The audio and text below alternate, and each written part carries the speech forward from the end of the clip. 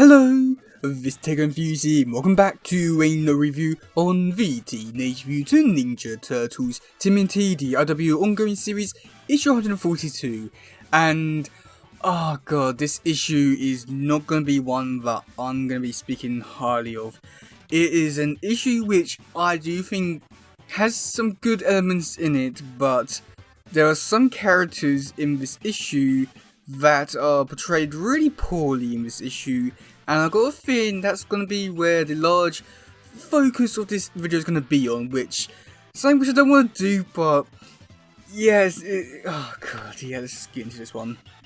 Okay, so let's start off with Alopec and Raphael and Angel at the beginning of the issue, and with this bit here we do get to see Alopec talking to the Weasel, saying that she's not mad about what happened, and she wants to know where Mushroom is. But then Raphael comes in and tells her basically he knows what happened, and Alopec basically outright refuses his help, and then it gets worse somehow. So for the past few months with this story arc, and I would even like to go as far as to say maybe like a year or so, I've been going on about saying how bad Alopec's character has become recently, and this issue has just got to be the highlight of everything that's wrong with Alopec right now. And they even bring up all the points which are basically being mentioning, saying like why Alopec's character is so bad right now, and they don't really even bring it up or even go over it.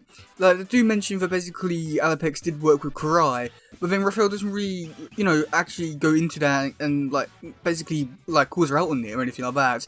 And I do think that with that bit like there, which is like a really clear point, that basically she's a big hypocrite and she can't really blame the turtles anymore, and it's just so, she's just destroying her own character, and it's just so annoying that I'm having to keep repeating these points over and over and over again with each of these reviews, and it's really annoying, but it is what it is, but it's just so annoying that they just keep going down this route. At the beginning of this whole story arc, I do understand where she was coming from, but now she's just gone to the point where she's just a big hypocrite, and it's really hard to even like her now. Oh god, yeah, just move on.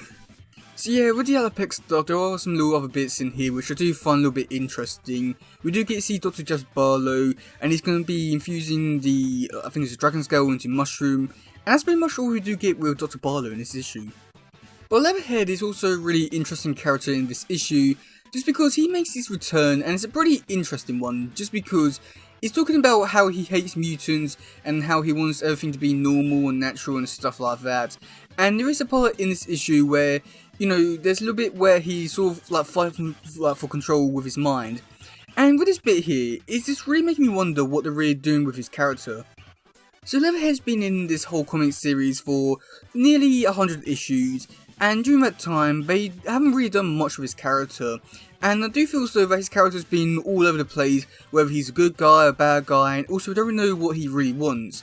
So I do think that if this was him being mind controlled into saying that he doesn't want mutants and stuff like that, then I do think that it's a little bit weird, but if it is like him saying that, then I don't really know what they're really saying, like, I don't really know what they're going to be doing with his character. It just feels to either like he's just there now, but I don't really know what they're doing with his character. If he dies, then I don't really care about him, but if he continues, then I don't really care about him whatsoever. So he's a character that, like, whatever happens, it will happen, but I couldn't care less.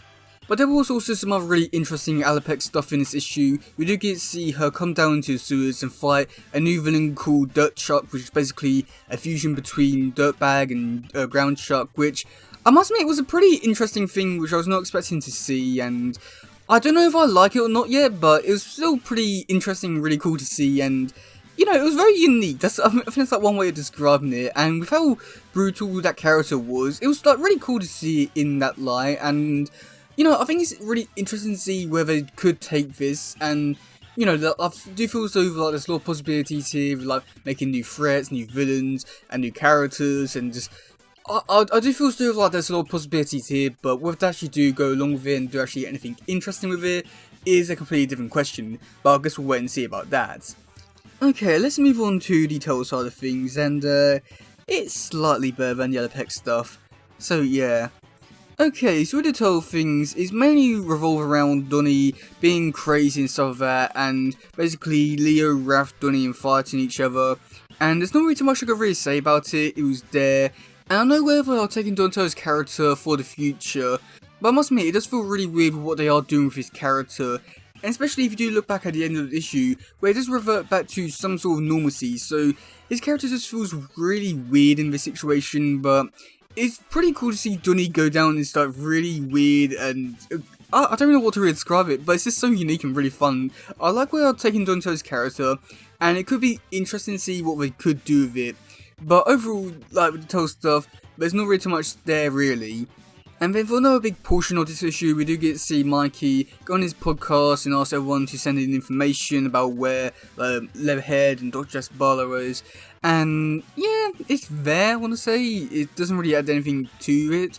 I must admit, it's interesting to see like this sort of stuff in this issue, and you know, like really expand the Toll stuff and really giving Tolls like a bigger range of like availability in terms of being able to find information, do new things. And I do like that aspect of this issue, but it does feel really weird that Mikey has a podcast now and just trying to get information, and then it's just about to go off and kill someone. So it does feel like really weird, but you know, it's interesting. I think that's one way of describing it. And then for the final page, and this page really annoyed me a lot. So in this final page we do get to see Donatello. He does bring over Venus, Koya and Bludgeon.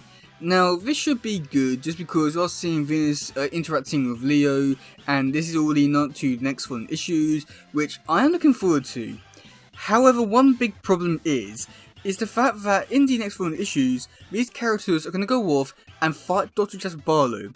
Now, here's the thing, in the Alliance issue number 4, which was written and drawn by Sophie Campbell herself, it was made clear that basically Bludgeon doesn't want anything to do with Karai because of the war, and basically he's starting his own clan to do with peace, and now he's going to be going off and fighting a character.